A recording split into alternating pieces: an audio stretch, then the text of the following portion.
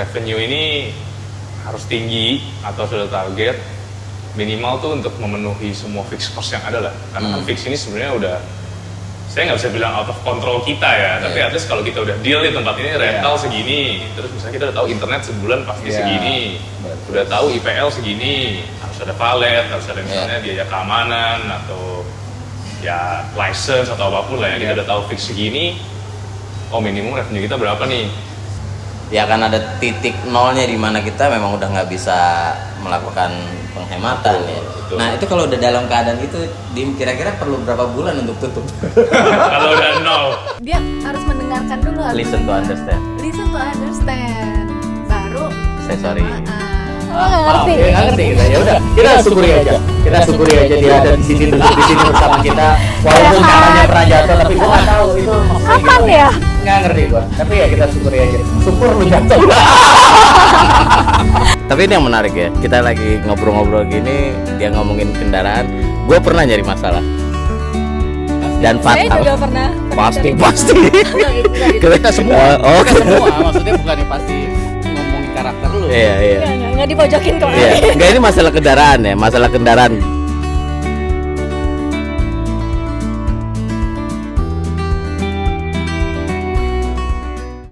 Halo. Apa halonya nih? Kembali lagi OTZ. Kita ada tamu hari ini ya. Pasti Seperti bulan-bulan sebelumnya ya. Tamunya lumayan masuk kategori Seumuran sama siapa? Langsung ketawa tamunya. masih Oke. cukup muda, masih ada di lu under 20 ya? Apa under 18? under 30 dong. Under 18 lah. Ini generasi apa nih? Gen Z pertama berarti. Gen Z, Pertama. Gen Z Oke. episode Tui. Oke. Ini menarik. Tapi hebat, Gen Z udah punya usaha, ya, punya usaha sendiri, dan ini kita kebetulan lagi di tempatnya. Ya, Tempatnya namanya apa? Simetri, Simetri. Sisi Mentari. Bukan ya? Jokesnya beda generasi. Bukan jokes Gen Z. Alpha, gue bukan Alpha. Oke, namanya Dimi. Dimi, Betul. Silakan. pemilik dari Simetri. Kopi. Silakan Mas Dimi, mungkin mau perkenalan. Ya, halo semua. Saya Dimitri dari Simetri Kopi. Oke. Ya. Jadi udah berapa lama nih di bisnis ini? Saya pribadi sih udah, berarti ini tahun ke-6 ya, dari Wow. 2019. Tahun ke-6. 6 tahun loh ya?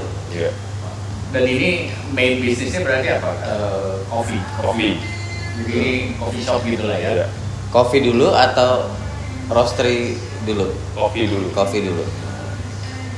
Jadi 6 tahun yang lalu mulai. Itu di mana tuh tempat pertama tuh? Kita pertama sebenarnya sih sebelum saya, karena saya co-founder ya, jadi sebelum saya join memang dulu di 2017, pertama sebetulnya di area Puri.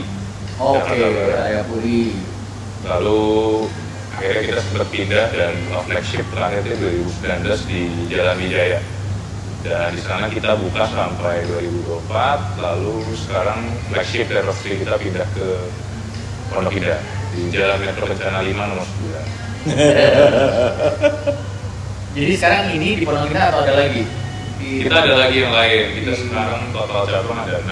Wow, 6. Terus gimana tuh? Selama 6 tahun seru dong. Karena kan kalau namanya bisnis kan pasti gak cuman jualan doang, pasti kan ada urusan angkanya kan.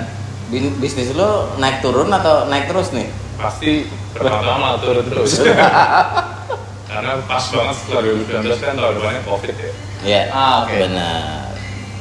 Oh iya, 19 langsung 20 Covid ya, 21, 20, 21. Wow. Iya. Oke. Jadi salesnya Iya, bisa dibilang juga bang. Justru setelah setahun, kita berarti 2019 di Wijaya buka, baru nyampe 1 tahun kena COVID. Pertama ya, di Maret 2020.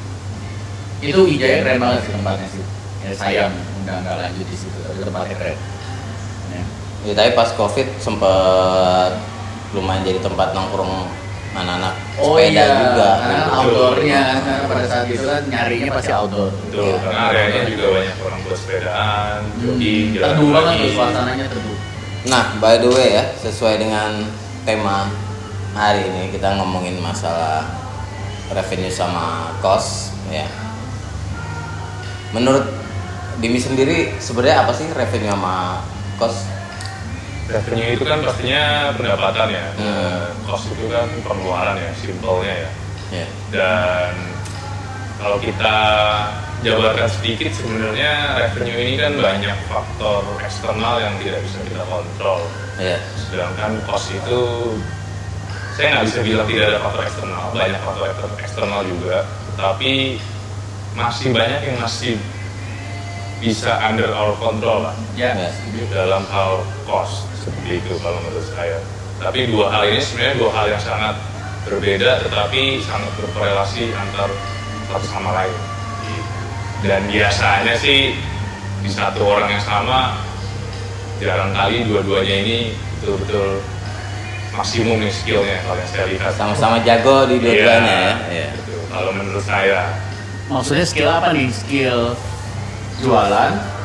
jadi orang yang memiliki skill revenue 100 biasanya skill costingnya nggak mungkin 100 juga gitu kalau menurut saya Ya, ya. ya. Oke. Tapi kalau mungkin yang 100 di revenue, 80 di cost mungkin ada. Nah menarik nih. Ini menarik nih, gua olah lagi. Itu skill atau pola pikir atau perspektif? Karena kan kalau orang jualan kan kalau kayak revenue sales itu kan mikirnya cuma gimana caranya supaya angka gue naik nih, revenue gue naik gitu loh. Sedangkan kalau cost kan kayak dulu ada satu departemen yang memang kayak accounting atau finance kan kerjanya kan menjaga, Ya. dan biasanya orang production biasanya gue mau pakai ini dari accounting kan, kenapa nggak yang ini kan harganya lebih murah, nah, kayak gitu-gitu kan idealisnya dia berantem tuh, padahal nggak ada yang benar nggak ada yang salah. Betul. Nah jadi itu perspektif atau skills sih sebenarnya? Menurut saya terkadang karena orang yang punya skill di revenue baiknya, apalagi kalau kita sebagai owner atau atasan, menurut saya tim yang udah punya skill di revenue menurut saya lebih baik dibus untuk punya mindset lebih ke revenue lagi tapi dengan sedikit penjagaan cost kalau menurut saya ya dari tadi ya. Oke.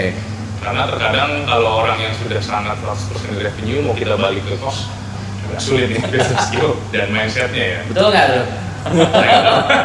Ini semua perspektif. Iya betul nggak apa-apa, sah aja kan. Tapi ini kan yang seru, kenapa ini jadi tema kan karena memang banyak yang terus bahas ini. Iya. Enggak, cost itu nomor satu atau revenue nomor Revenue satu, nomor satu. enggak cost belakangan atau. Nah kalau strateginya Dini sendiri gimana nih? Yang mana dulu nih? Yang Kalau harus menurut saya dijadikan? sih tetap pertama sebenarnya revenue. Revenue, good. Punya target lah gitu kan, kita Iya. pasang target gitu ya. Terutama apalagi bisnis yang baru ya, baru mulai. Karena menurut saya fondasi dari semuanya kan di revenue dulu ya. Ya. Karena tanpa penghasilan kita Kita mau bisnis. expand, Ya. bisnis development, marketing juga nggak mungkin bisa karena Ya. kan semua expense terutama ada yang harus kita bayarkan setiap Ya. bulan. Betul. Kalau sales saja, revenue aja nggak sampai di minimum cost yang akan kita keluarkan setiap bulan atau setiap tahunnya ya pasti kan bisnis nggak bisa survive. Ya. Kalau menurut saya sih itu ya. Lo sendiri? Ya kita semua lah, maksudnya kayak di rumah tangga aja kan juga ya bukan sales ya, tapi itu kan kayak Pendapatan, ya. pendapatan gitu kan, sama costnya juga kan, jangan sampai expense-nya cost-nya itu kan lebih tinggi. Ya logika kan, kalau mau terus berputar ya harus ada marginnya kan, Betul. kalau bahasa ekonomi ya margin kan. Betul. Karena kan banyak orang yang bilang kita tidak bisa kaya dengan menabung, dengan mengirit-ngirit lah. Ya itu luas lah ya, itu luas. Mantan saya diserang sama ini lagi. Kita lihat orang yang belum Investor berkeluarga, saham. orang yang belum berkeluarga ngomong. Ya, tapi ya berkonsep di dalam keluarga sama bisnis harusnya sama. Dasarnya kan Ya. harus ada margin, harus ada profit untuk bisa diputar lagi kan. Ya pada dasarnya memang yang dikejar di awal ini memang pendapatan ya, karena di lain sisi memang untuk ngejar cost itu memang udah ada titik nol tuh, akan ada hal yang nggak akan bisa lu hemat ya, kayak misalnya Ya bicara masalah produk, masalah ingredient, semakin lo hemat lo pasti akan semakin mengurangi quality ya. Nah, tapi di Nanti itu mau gue bahas. Ingat lu bahasnya sekarang Enggak. Terms hemat ya, sama kontrol. Sama beda? Beda sih. Beda kan? Karena orang takutnya oh hemat sama kontrol itu sama. Benar, setuju. Gue setuju, beda. apa bedanya? Ya. Menurut gue sama. Coba, kenapa sama? Penghematan itu kan terjadi karena sesuatu itu tidak terkontrol. Ya berarti beda. Beda ya. Tapi kalau dijabarin secara simpel apa yang membuat penghematan sama kontrol ini berbeda? Apa kontrol ini sebuah skill dan hemat sebuah Kalau mindset? kontrol kan misalkan ada resep, ya kan? Resepnya harusnya pakai satu sendok atau 2 sendok. Iya. Oke, kita pastikan 1 sendok, gitu kan? Atau misalkan berapa mili, ya kan? Kita pastikan kadang-kadang kan nuang harusnya 30 mili, dilebih dikit, gitu kan? Kadang-kadang udah nggak pakai apa istilahnya jigger ya, Iya. udah nggak pakai takaran lagi, pakai feeling gitu loh. Kan sedangkan feeling kita tahu kan berubah-berubah, namanya orang, Benar. ya kan? Iya. Walaupun nggak keren kalau pakai Pakai jigger, jigger, pakai tapi kan iya. yang gua tuh maunya keren kayak udah expert nih gitu kan. Tapi tanpa disadari makanya setiap akhir bulan pasti kan ada selisih. Iya. Ya. Ya gitu loh kan. Udah pakai jiggernya tetap Iya. bisa ada selisih apalagi nggak pakai. Itu menurut gua kontrol. Kalau hemat kan lebih kepada apa jangan boros gitu loh ya kan. Hemat itu kan membedakan ya itu istilah mau dan perlu. Iya. Ya itu lebih ke hemat gue rasa. Mungkin emang kadang kalau menurut saya sih hemat itu kadang orang nangkep persepsi salah ya, terkesan negatif gitu. Betul. Sacrifice quality, padahal kan sebenarnya hemat itu Nah. kadang kan bisa dengan cara misalnya purchasing, negotiation ke supplier, Correct. MOQ. Yes gitu. Cuman ya walaupun memang nggak mungkin kita samain ganti dari Himalayan Salt ke Dolphin ya, Iya. nggak usah brand ya. Ya. Gitu sih, kadang kan soalnya kalau yang ekstrim memang substitute brand gitu, harga Iya. menurut saya itu yang bisa inilah downgrade quality. Tapi kalau di Betul. negotiation ke supplier sih mungkin harga bisa turun tapi memang tidak signifikan. Iya. Cuman secara bulk oke lah, mungkin gitu ya. Kalau Karena hemat takutnya mereka menurunkan dampak ke kualitas. ya. Oh kayak yang lebih murah aja, padahal ya pasti kualitasnya kan ada harga ada quality pasti. Jadi gue samaan deh sekarang ya. Atau harus kayak kita harus bikin satu session baru buat ngebahas hemat sama kontrol. Nah, sekarang kita ngomongin ya tadi gue kalau udah ngomongin masalah hemat sama kontrol keringetan gue langsung. Kayak harus ada yang diperes gitu ya. Kita ngomongin revenue aja dulu ya. Din, apa sih yang dibutuhin orang nih kita para pimpinan di usahanya masing-masing tuh buat nyari revenue tuh sebenarnya apa aja yang dibutuhin? Menurut saya sih pertama yang pasti ke tim itu yang diimplement pasti target ya. Kalau menurut saya sih untuk mendapatkan revenue. Dan tim itu terkadang harus tahu di beberapa poin kenapa sih kita harus mendapatkan revenue atau target di angka segini. Ya. Gitu biar ada perlu pengertian juga lah ke tim karena biar nggak seakan-akan kita ngasih angka tuh belat ya. Maksud saya cuman kita kasih angka sekian kok terkesan buat mereka gede banget. Ya. Padahal kan terkadang mereka nggak tahu nih sewa itu berapa, COS Iya, itu iya. berapa, Ya.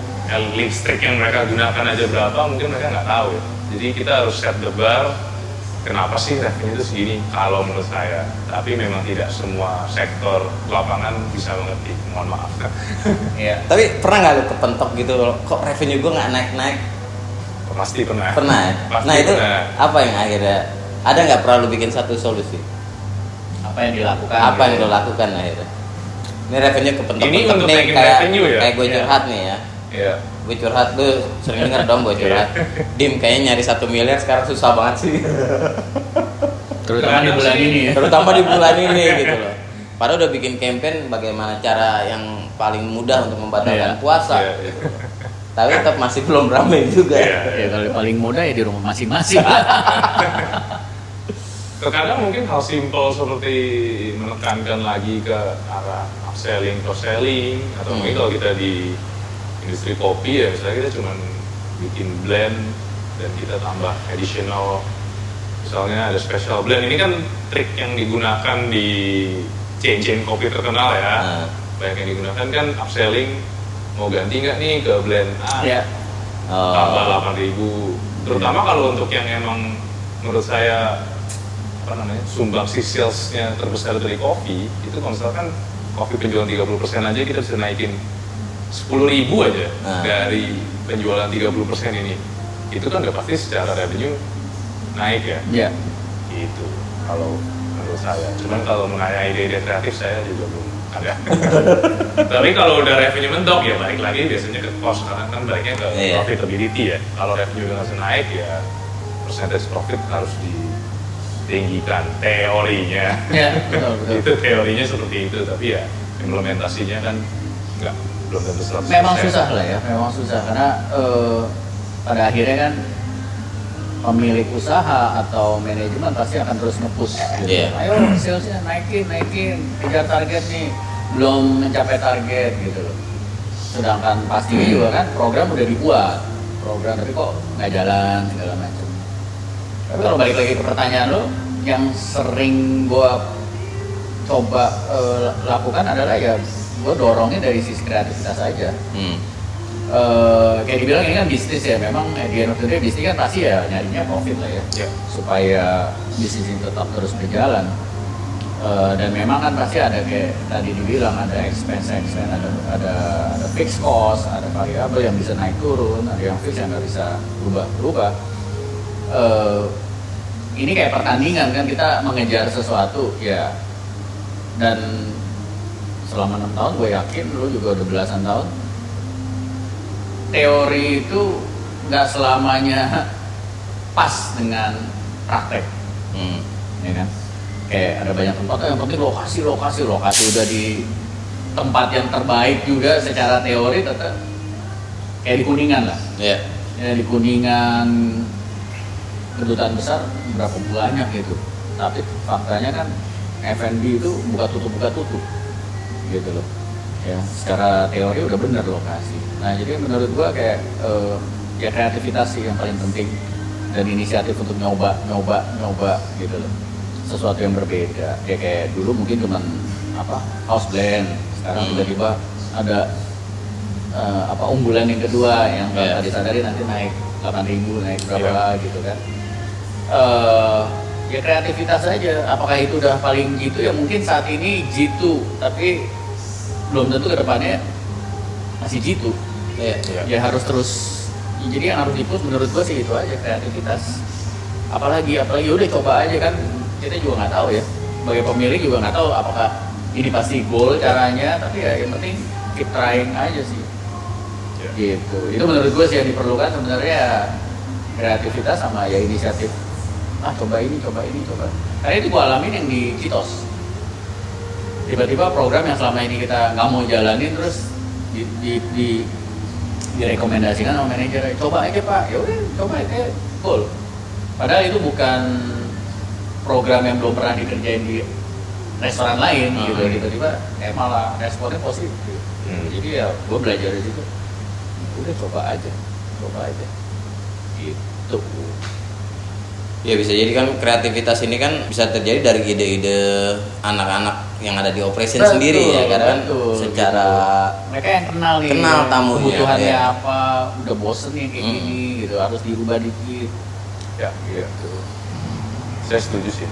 Dan emang mereka masih sering adaptasi juga dengan customer sih kalau menurut saya. Terkadang kan anak lapangan juga bisa dibilang kadang kita ngasih sesuatu yang SOP atau saklek, terkadang juga jadinya kan agak bumerang nih, karena mereka jadinya event ini boleh nggak ya pak, mereka maunya biasa kita kasih minimum order sekian nih, mereka cuma mau di bawah ya. Kita kan terkadang emang mereka belum sampai di titik cara menimbang-nimbang, karena mereka juga takut untuk mengambil keputusan kan.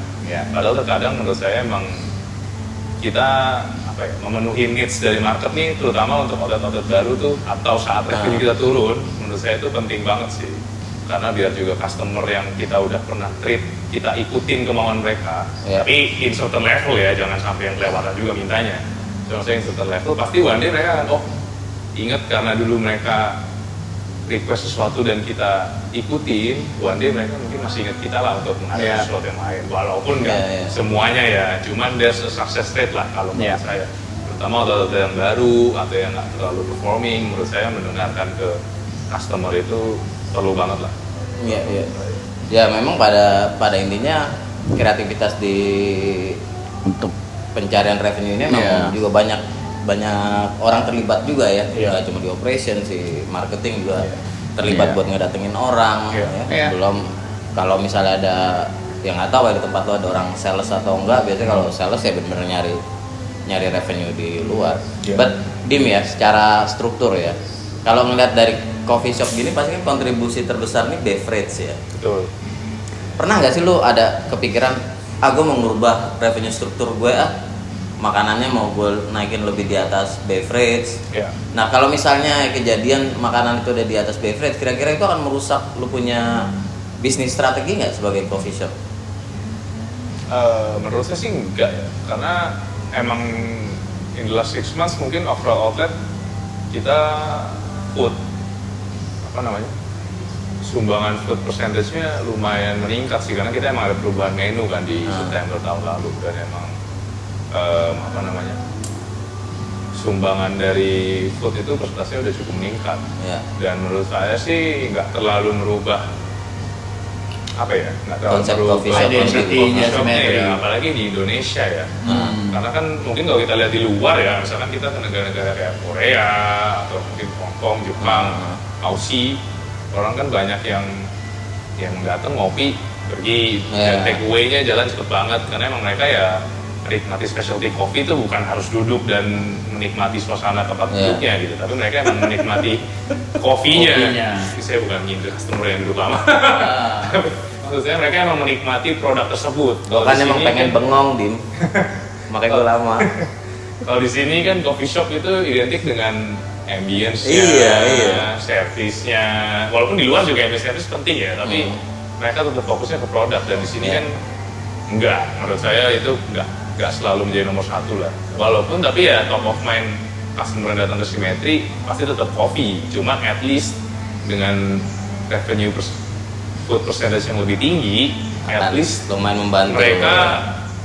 Makanannya sekarang udah lebih banyak variasi nih, atau ada seasonal produk food ini nih.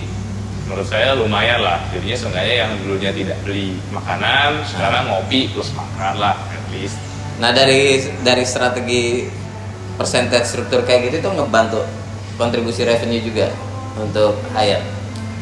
Lumayan, jauh lumayan, karena juga mereka terutama regulars yang biasanya ada meeting, mereka kan kalau regulars yang udah datang seminggu 2 kali bosen ya kalau menu itu aja. Dengan begitu lebih banyak variety, mereka pasti yaudah deh next meeting gue pesen. Average check-nya bisa naik lah ya jadinya. Tadi cuma minuman doang, sekarang Itu ada makanan, average check-nya naik. Membantu, tapi itu lebih ke membantu traffic yang udah ada aja ya. Menurut saya tidak sih mencari yang dari luar buat saya sih masuk. tidak. Nah kalau tadi ngomongin tamu-tamu yang memang seneng jadi tempat kerja, tempat bengong kayak Jeffrey gitu kan. Tempat musola. Itu merugikan secara cost lu, jadi terkesan merugikan nggak? Dampaknya ada nggak? Jujur aja, misalnya gue duduk 2 jam gitu. Pesannya 1 americano. 1 americano aja. Tapi terus pakai tisunya banyak. Buat ngelap keringet, buat ngelap meja gitu. Ngelap kacamata. Menurut saya sih untuk kalau di outlet kita sementara ini ada yang iya, ada yang enggak, karena menurut saya tergantung traffic. Karena kan mostly kita yang mau capacity kebanyakan mungkin minimum 100 gitu. Memang kapasitas lumayan besar. Menurut saya tidak terlalu, memang kita sudah spare tempat untuk orang duduk lama lah. Jadi nggak berdampak negatif sama cost. Tapi di weekend bisa berdampak kalau menurut saya. Untuk saat yang turnover lagi tinggi banget ya, itu pasti berdampak. Cuman ya di satu sisi saya nggak bisa, karena kan ada beberapa F&B lain yang agak nge-push untuk misalkan naruhnya cuma 1 jam atau 2 jam pembatasan capacity. waktu. Ya. Lu Terus nggak saya ada kan di nggak situ? cuma restoran, kadang ada beberapa kafe-kafe yang kalau viral mereka cuma, oh kita cuma boleh 90 menit. Kita sih nggak pernah begitu ya, walaupun pas pernah lagi opening rame pun kita Iya. nggak pernah itu, karena itu juga jadi poin plus kita lah, karena mereka bisa lebih nyantai. Tapi emang upselling harus jalan terus sih walaupun udah nyampe meja.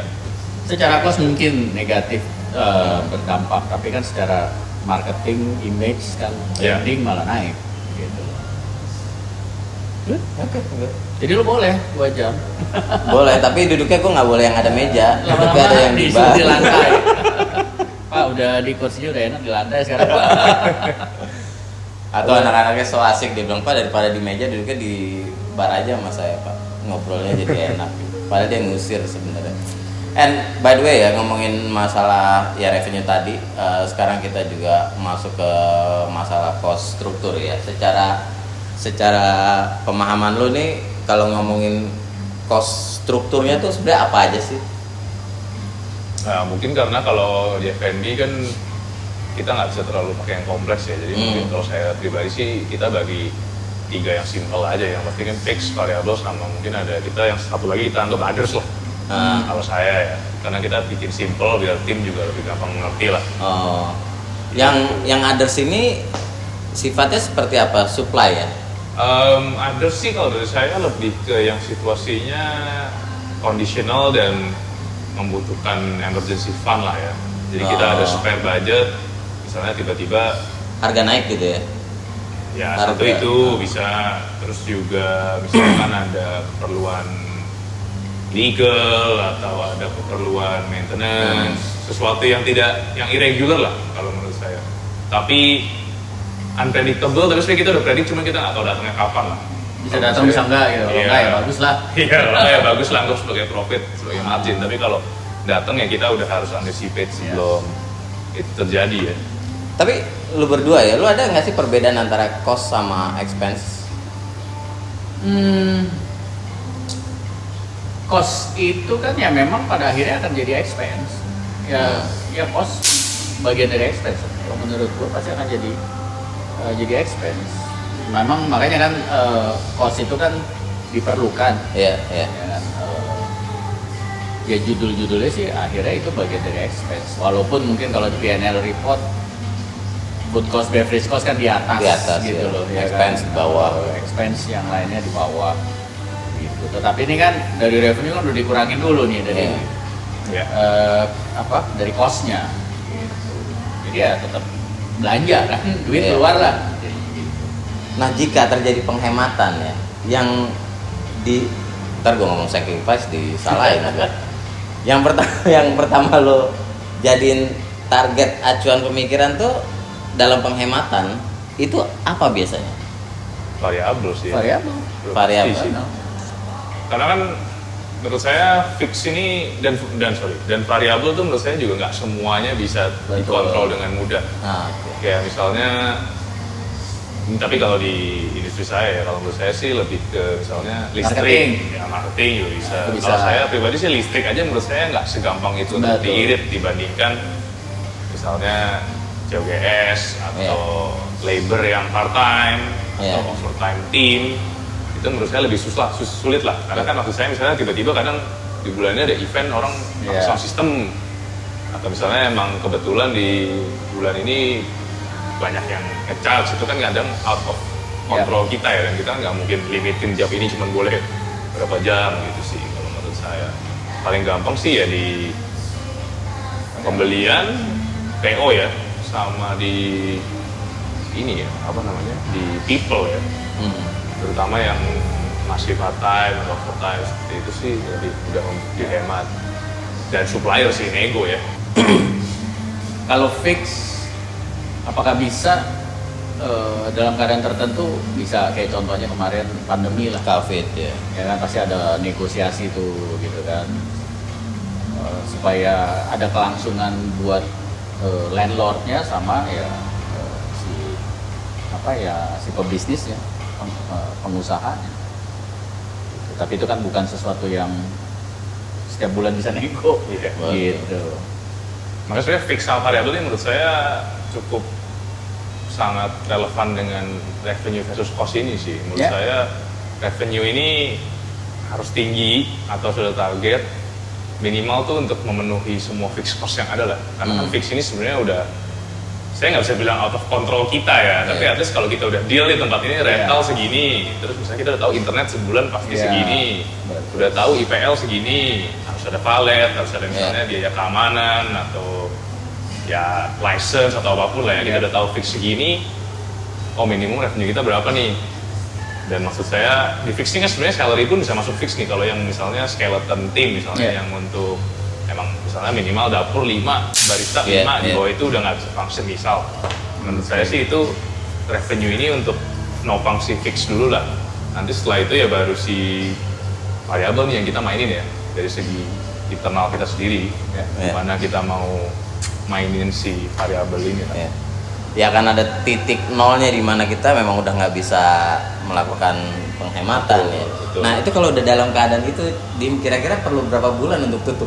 Kalau udah nol, kalau di bawah nol. Jangan gitu lah, kali jangan begitu kali maksudnya. Enggak, tapi sekarang gue tanya sama lu fixed cost lu nih udah kepentok nih. Sedangkan revenue yang lu targetin buat break even nih Di bawah itu pokok bagaimanapun coffee shop ini harus punya revenue 500 juta sebulan misalnya. Tapi selama 6 bulan itu dapatnya 300 terus. Ya berarti kan kita udah di bawah dari Lu pernah break ngalamin even. Lu pernah ngalamin nggak? Covid lah. Covid. Lu terusin ya, tapi oke. terus. Kalau yang pas di luar Covid Terusin ada? waktu itu. Di luar Covid sih belum ya, enggak ya. Gue pernah ngalamin. Lu? Dan itu gue belajar gitu loh. Jadi tim manajemen kita tuh fokus gimana ya, neken kontrol apa hemat gitu kan. Sampai akhirnya gue tegur, kok kalian lebih menghabiskan energi Buat untuk penghematan. ke situ instead of mikirin how to increase the revenue. Gitu loh. Karena kan tim manajemen ini kan mereka coba kerjasama gimana jadi kebanyakan meetingnya gue bilang ngapain sih kok malah kebanyakan meeting how to Cost control efficiency ya? expense harusnya yes betul itu perlu dilakukan, cuman fokus yang lebih tinggi harusnya how to increase Iya. gitu. Sorry, saya pernah ding ternyata dulu. Saya baru ingat. Brand lain tapi. Menandakan emang dia udah tua. Dia cuma pura-pura muda. Pernah jadi kejadian dulu. Pernah. Tapi sulit sih. Jujur sih sulit karena terkadang kalau kita sebagai owner terlalu banyak pertimbangan sih. Kadang maksudnya kasusnya persis kayak tadi yang Bapak bilang, kita jadi terlalu fokus ngirit cost. Kita mau try to increase revenue tapi kita nggak punya the budget untuk increase revenue nih. Dan pasti kan ada beberapa partner atau misalnya kita sebagai business owner pasti ada pertimbangan kita invest lagi di business section nih masih worth it nggak ya? Apa enggak? Nah itu tapi sebenarnya emang kadang pedang bermata dua nih, kita jadi ngirit-ngirit, kita nggak tahu untung kapan, tapi kita mau melakukan sesuatu yang apa ya, dongkrak revenue juga setengah-setengah. Nah ini sejujurnya emang kadang Susah. dilema sih, Nggak susah. gampang. Itu tuh pasti. Ya saya nggak bisa bilang gimana, tapi biasanya sih kalau setengah-setengah gitu agak sulit untuk kecuali duitnya banyak ya. Tapi setelah itu, merinding gue. Setelah itu akhirnya apa? Lu tetap terus Ya lu rubah, nerusin sampai rental habis aja. nerusin sampai rental habis. Iya. Bapak sendiri tadi ada ini, Di saat ada kayak momentum begitu, balik. di saat begitu yang paling penting yang berperan apanya kita di dalam keadaan gitu. Kadang-kadang apa yang kita lihat kan wah kacau nih segala macam. Menurut gue di saat-saat seperti ini yang paling penting ya iman kita. Iya dong, iya kan dalam keadaan kacau gitu kan kita terus apa enggak ya kalau pakai matematik. Iya, kayak tadi kalau pakai matematik, gue lagi nggak hemat nutup kos, nih segala macam. tapi gue harus expand, gue Iya, harus ngundang betul. orang supaya datang. Ya Iman maksudnya di sini kan kita percaya nggak sih sebenarnya apa yang kita jalani ini emang sesuatu yang memang bukan dengan motivasi yang salah. Iya. Maksudnya gini, kalau kita ngejalanin usaha misalnya coffee shop, kan bisa aja gue tanya kenapa lu coffee shop, kenapa enggak steakhouse? Ya pasti kan related sama kesukaannya dia. Passion, iya. Passionnya dia kan di kopi gitu loh. Dan waktu ngejalanin memutuskan coffee shop kan ya pasti ada unsur uang, tapi kan pastinya yang lebih gedenya kan gue pengen apa tadi lo bilang ini ya nge-roast juga Iya, Ya, roasting. ya kan Roasting. roasting sendiri segala macam pasti kan dari situnya gitu loh. Ya. Ya kan. Nah tapi kalau misalnya kita kayaknya dari dalam nih juga kayak ya udahlah memang udah waktunya kayak tempat yang tadi gue bilang yang di Wijaya itu kan keren bagus tapi ternyata emang harus pindah ya udah mau diapain. Itunya kan pasti berperan. Iya. Gitu kan nggak mungkin lagi dalam keadaan begitu terus kagak berdoa bohong lo kalau lagi susah kagak berdoa tuh pasti bohong. Dan emang Pasti. kalau menurut saya terkadang emang perlu membulatkan tekad untuk Iya, hapus juga. faith sebenarnya. Iya, pasti. Sama kampus tuh harus berani menurut saya kadang di satu titik. Jujur juga dulu kita sering galaunya kan, aduh udah invest segini nih. Ya kita doa aja lah barangkali Iya, berapa pasti. bulan ke depan kondisi better, apalagi kayak dulu Iya. covid ya. Anggap nggak covid pun banyak yang kejadian begitu kan. Iya, sampai sekarang masih. apalagi banyak 3 kejadian. bulan pertama, wah rame. Ah. Bulan keempat, aduh sepi. Masa iya sih 2 bulan lagi nggak seramai kemarin. Iya. Begitu udah jalan mau cut loss, invest udah banyak nih. Gue sayang nih brand ini nih. Maksud saya kadang Iya. emang cut loss nih harus berperan cukup. Iya. Maksudnya memberanikan diri untuk cut loss nih berperan cukup tinggi sih untuk tidak suffer Ya. apa namanya loss yang lebih banyak. Iya. Tapi emang susah jujur, Iya. sulit. Gue punya pertanyaan terakhir nih. Boleh. Mungkin nggak ada di situ tapi gara-gara tadi kita ngobrolin PNL lah. Lu kan punya tim manajemen, lu buka nggak sama mereka? Perlu nggak lu buka? Atau karena kan ada banyak perusahaan, Ini tim manajemennya di jadi kayak operation atau- manajer di lapangan. Lapangan, oke. Karena gue banyak interview, jadi ada momen kita nyari manajer kan untuk di Ah. lapangan, tapi giliran tanya PNL mereka nggak ngerti. Jadi emang banyak faktanya mereka nggak dikasih tahu kondisi PNL tempat mereka jalanin. Nah kalau lu, menurut lu perlu nggak mereka dikasih tahu? di share. Saya pribadi sih nggak nge-share full, tapi di saat penjelasan kenapa target saya bisa ngasih gitu, ini sekian. Oke. Tetapi emang kalau saya harus menjelaskan detail ke tim sulit. Jujur lewat saya pribadi saya nggak jago ngajar dan mungkin komunikasi saya juga nggak sebaik itu ke tim. Maksud saya tidak terlalu mudah dimengerti oleh tim operation. Oke. Jadi tapi untuk beberapa yang posisinya head sih saya coba untuk Share. share dan saya coba untuk menjelaskan lah. Tetapi ya untuk ke tim yang under mereka saya sih selain ke mereka untuk gimana cara. Hanya ya headnya aja sih. Iya. Karena terkadang itu ya orang disuruh tanpa mengerti intinya mereka juga nggak mau. Iya, Kan? betul. Exactly.